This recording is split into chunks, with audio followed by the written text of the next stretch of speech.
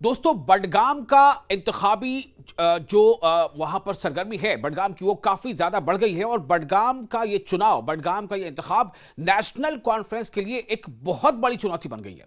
बहुत बड़ी चुनौती इसलिए बन गई है कि आप सोचे जरा कि अगर नेशनल कॉन्फ्रेंस इस सीट पर खुदा न खासा मान लीजिए अगर नतीजे उसके मन मुताबिक नहीं आए, तो सोचिए कि क्या होगा, कैसी पशेमानी की बात होगी।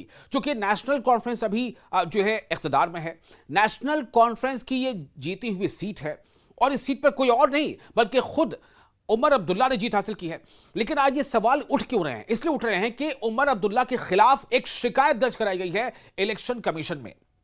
अब आप सोचें, उमर अब्दुल्ला जो जम्मू कश्मीर के वजीर आला हैं, उनके खिलाफ इलेक्शन कमीशन में शिकायत दर्ज कराई गई है।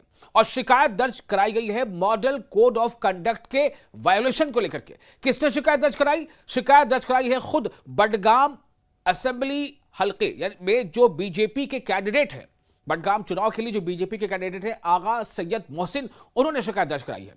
क्यों शिकायत दर्ज कराई है? शिकायत इसलिए दर्ज कराई है कि चीफ मिनिस्टर उमर अब्दुल्ला ने असेंबली सेशन अभी जो कि जारी है इन दिनों, तो असेंबली में कुछ ऐसी बात कही है जिस पर अपोजिशन लीडर जो है वो बरहम हो गए। और अपोजिशन लीडर का कहना है कि चीफ मिनिस्टर को इतना तो हसास होना ही चाहिए था कि मॉडल कोड ऑफ कंडक्ट लागू है, आचार संहिता लागू है, और ऐसे में उनको इस तरह का बयान नहीं देना चाहिए। वो एक तरह से लॉलीपॉप दिखा रहे हैं बडगाम के लोगों को, और कहीं ना कहीं इसका फायदा नेशनल कॉन्फ्रेंस चुनाव में उठाना चाहती है।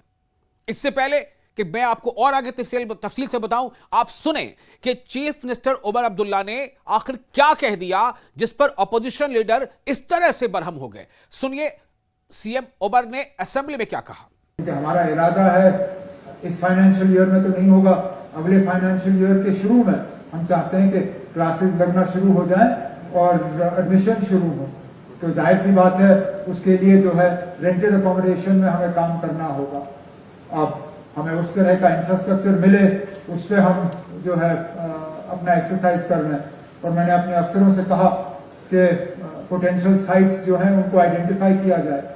मेरे नज़र में जो मैंने इनके साथ शेयर किया है, और शायद आप भी जानते हैं, ओमपुरा बडगाम में एक सॉफ्टवेयर टेक्नोलॉजी पार्क कायम किया जा रहा था, और वहाँ पे एयरफोर्स की हमें इजाज़त मिली नहीं, क्योंकि वहाँ पे वो डिश वगैरह लगाने पड़ते और उनके कम्युनिकेशन में उनको फर्क पड़ता।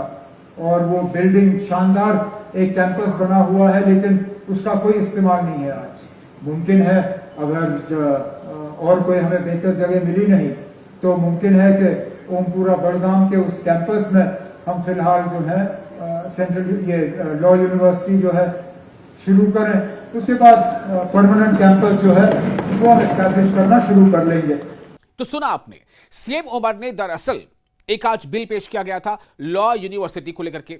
भाई कौन नहीं चाहता कि किसी भी यूटी या स्टेट में बड़े बड़े यूनिवर्सिटियां खुलें, बड़े बड़े कॉलेजेस खुलें, बड़े बड़े दफातर बने। तो लॉ यूनिवर्सिटी एक बात तो अच्छी है, लेकिन सीएम ने क्या कहा कि इस फाइनेंशियल ईयर में नहीं, अगले फाइनेंशियल ईयर में इसकी शुरुआत हो सकती है। लेकिन चूंकि अगर हम शुरू करना चाहते हैं तो बडगाम में हमें किसी रेंटेड जगह पर शुरू करना पड़ेगा, और उसके लिए एक जगह बडगाम में है। इसी बात को पकड़ दिया किसने? अपोजिशन लीडर सुनील शर्मा ने। अपोजिशन लीडर सुनील शर्मा ने क्या कहा, सुनिए जरा। शर्मा जी, आपने कहा बडगाम के तो इलेक्शंस आ रहे हैं, कोड ऑफ कंडक्ट लगा हुआ है, उसके बाद भी सीएम उमर अब्दुल्ला ये दावा कर रहे हैं कि ओमपुरा में जो यूनिवर्सिटी बनी हुई थी, फिलहाल जो नेशनल लॉ यूनिवर्सिटी है उसको वहां पे प्लेस करना चाहिए।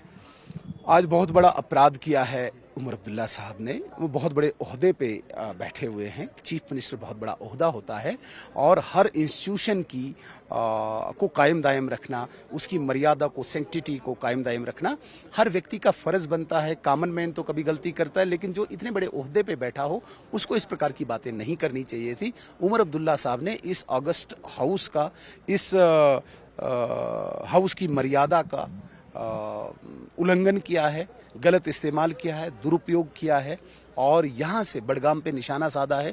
इनको अपनी ज़मीन खिसकती हुई दिखी।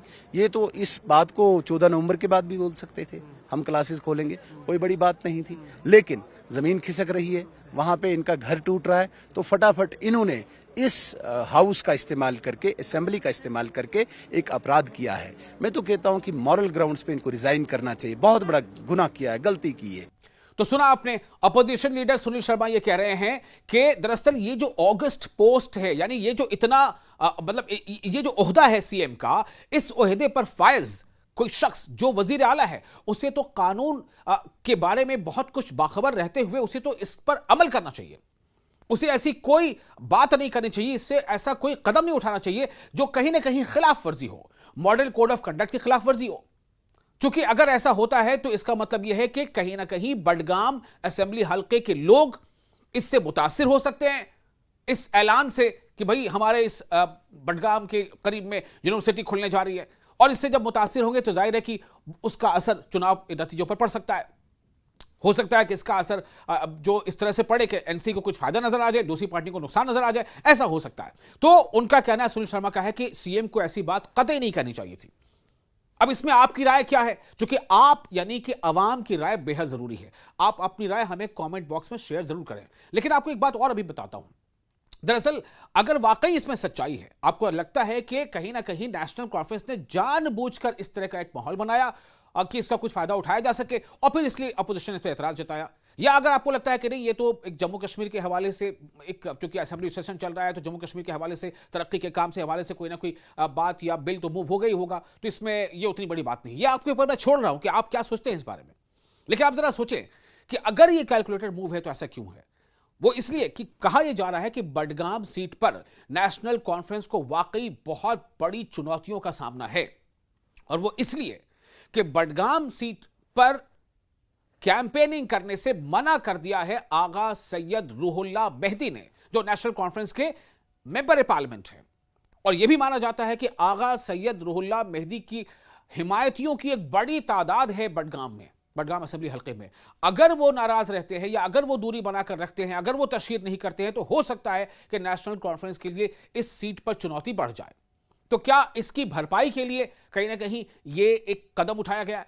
आप क्या सोचते हैं इस बारे में? जरा आप सोचें और आप हमें अभी इस बारे में, हालांकि अभी वक्त है, 11 नवंबर को वहां वोटिंग होनी है, 11 नवंबर को वोटिंग होगी और 11 के बाद 14 को उसके नतीजे आ जाएंगे। लेकिन उसके पहले अगर ये सब कुछ हो रहा है तो क्या ये वाकई सियासी तौर पर उठाया गया कदम है? आखिर अपोजिशन जो इसके खिलाफ आवाज उठा रहा है, तो क्यों न सिर्फ बीजेपी बल्कि पीडीपी भी इसके खिलाफ आवाज उठा रही है, वो भी कह रही है कि ये कदम सही कदम उठाया गया नहीं, कदम नहीं है, और सीधे तौर पर सीएम उमर अब्दुल्ला को चैलेंज कर रही है। और उमर अब्दुल्ला सीएम जम्मू कश्मीर के खिलाफ इलेक्शन कमीशन में शिकायत दर्ज हो चुकी है।